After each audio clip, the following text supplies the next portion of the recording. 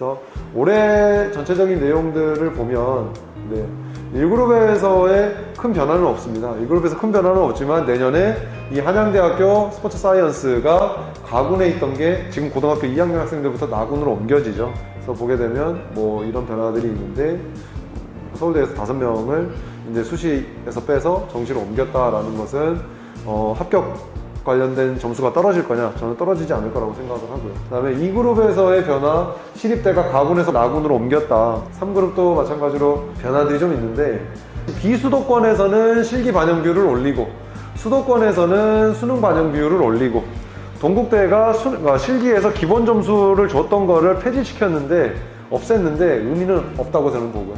덕성여대 탐구 2과목 반영하다가 탐구 1과목밖에 반영 안 한다. 그러면 영어, 탐구 1과목 반영할 거기 때문에 여기는 성적대가 무조건 올라갈 수밖에 없다.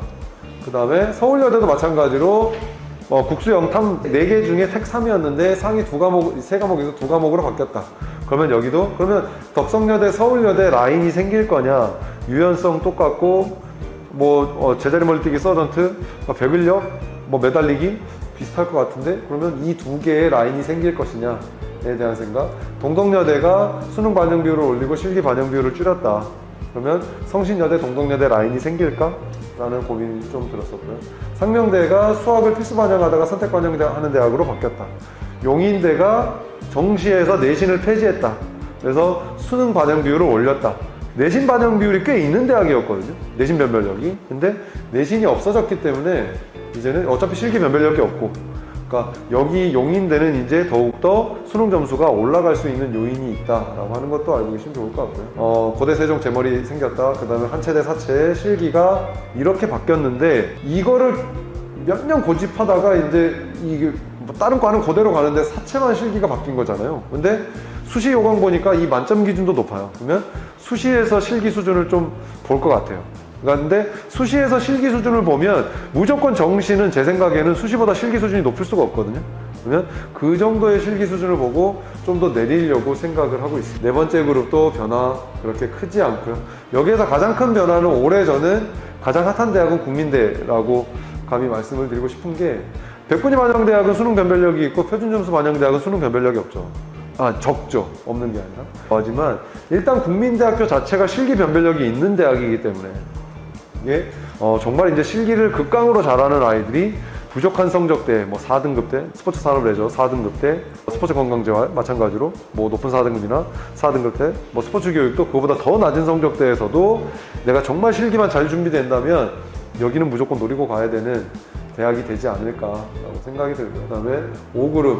이제 국민대학교 스포츠 교육이 원래 4그룹에 있던 대학인데 5그룹으로 내렸습니다. 그러니까 실기 변별력이 세다고 생각을 해서 여기까지 이제 내려왔고요. 인천대 같은 경우도 마찬가지로 4그룹에 있다가 5그룹으로 중대 안성도 여기에 이제 속한다라고 이제 다시 재배치를 좀 했었고요. 그래서 성명대 천안도 7, 9등급의 영어 점수가 변동이 있는데 의미는 없는 것 같고요. 수원대 같은 경우가 잘한 거 3개 50, 30, 20 반영하다가 2과목만 50% 반영한다. 물론 전공 실기 있는 전형과 기초 실기 있는 2개의 전형이 있지만 성적대는 무조건 올라갈 수밖에 없다라는 것도 알고 계시면 좋을 것 같습니다. 마지막 6그룹에서의 변화는 크게 없더라라고 말씀을 드릴 수 있습니다.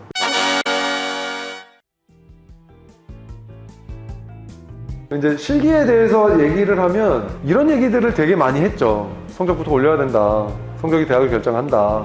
라는 얘기 많이 했지만 그리고 너는 운동신경 좋으니까 6목 끝나고 해도 돼. 9목 끝나고 해도 돼. 심지어는 수능 끝나고 해도 돼. 라고 얘기했을 때가 있었죠. 저도 그렇게 아이들한테 얘기하고 이제 그렇게 해서 합격을 시킨 경우도 있었지만 이제는 좀 아니지 않나. 이제는 요즘은 학생들의 신체 조건도 워낙 좋아지고 실기를 지도하시는 선생님들, 학교 선생님들이나 학원 선생님들의 지도 스킬도 굉장히 많이 좋아지시고 유튜브도 굉장히 많이 발달되고 그러다 보니까 학생들의 실기 기록이 계속 좋아지고 있죠. 근데 더 큰 문제는 수시 때는 재학생들끼리의 경쟁, 정시 때는 졸업생과의 경쟁이었다면 이제는 수시부터 정시까지 전부 다 졸업생과의 경쟁이 되면서 점점 학생들의 실기 수준이 합격하고자 했을 때의 합격을 만들기 위한 실기 기록 자체가 높아지고 있다. 그래서 결국에는 공부랑 실기를 같이 열심히 하는 게 중요할 것 같다라고 아이들에게 얘기해야 되지 않을까.